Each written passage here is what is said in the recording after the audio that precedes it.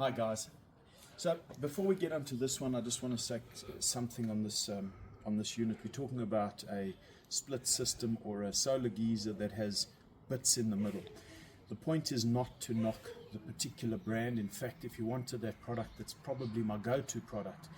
The point of this is to show and enlighten brokers, insurers, homeowners what they have installed, to make them aware of the bits in between the tank and the collector, so that they understand how to structure the policy, so that when insurance time comes and you have a failed product, you can get it covered, and it's seamless. The cover is taken care of. There's no shortfalls.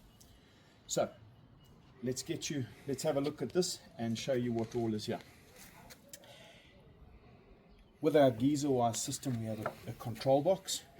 I unfortunately don't have a power unit that would sit on the outside that would deliver power to the unit. You have a control panel that will sit inside the house, and the homeowner would set their settings to suit them as to when they want an electrical backup or when they didn't want it. They have a digital thermostat, which is an intelligent thermostat that will deliver information to the control panel and allow the control panel, or allow the box to determine the temperatures and when the pumps and bits should and shouldn't circulate, so that we don't have freezing. And we might have a pump in the space if it's not a thermosiphon system, if it's a split system.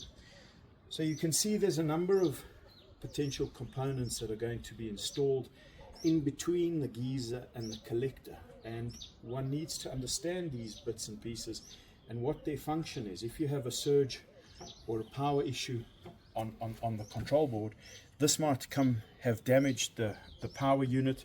It may well have damaged the display unit. It may well have damaged the thermostat as well as the pump.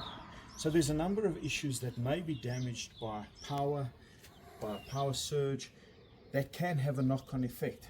And until one starts piecing together exactly what it is that's failed, we can't just tell you with a flick of a wand what's happening. You can't just replace anything either, everything either. You want to break it down into what has actually failed versus what hasn't failed. So sometimes a repair like this on an insurance policy takes a little bit longer in terms of determining exactly what is happening. Because it's digital, it may appear to be working but actually not working. The cost of the unit in its entirety, with all the bits and pieces, vary depending on the system. You've got the most expensive probably in the region of 4 or 5 grand, right down to about 2.5 grand. And then determining the repairs can vary based on what has actually failed. So in order to do it responsibly and take care of the claims ratio on the policy, one wants to be specific about what we're replacing and not just replace everything because we want to.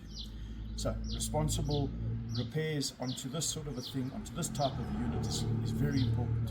Again, I draw your attention to, this is not just a geyser. We've got electronic components here. We've got PC boards here in the display unit, in the power unit that we unfortunately don't have. This is a digital thermostat. It's not just off the shelf. These things are more sensitive and more sophisticated. So a fault on this board might be quite a bit harder to pick up than just a normal geyser that's failed. Thanks.